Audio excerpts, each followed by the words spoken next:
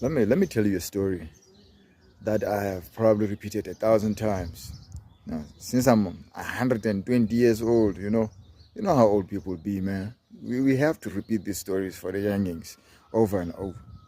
When I was young, in 1918, I used to work with my grandfather. My grandfather was a coal stove maker and a mechanic as well. So we lived off of that before we lived off of his pension. And I learned how to use all the tools, the welding machines, the grinders, all kinds of things like that, probably when I was like 12. And he would require me to go work with him because I was the oldest, as you know now, the oldest of the boys.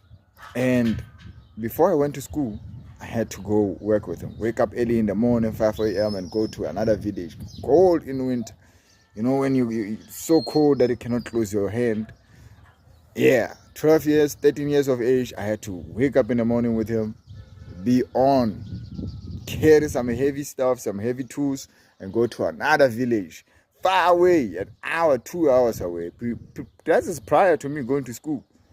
And then go there, do the work there, and come back, wash, and go to school. Luckily, school was close by.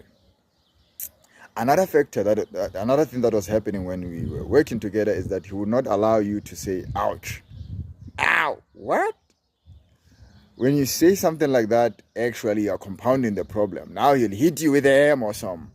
You know, different time, people, 1918, that's before corporate laws and what, corporate punishment laws and what. Please leave my grandfather alone. But all those things, they have created me to be tough, right? I can multitask. I can wake up in the morning and do this, and then later on do this, and then work 3 different type of projects at the same time. And cry, no fault at all. That, don't say ouch. It has made me have a high tolerance of pain, psychological or physical. And most things, when you get into them, they will require you to be a very tough nut in order for you to survive the initial areas, the initial times. And people cannot threaten me because I'll stand up for myself. I'll be like, well, let's go, nigga. You know, because I don't fear pain like that. This is to remind you that power transfers. If you remember very well, we spoke about this before. If not, go check the video. But remember that power transfers.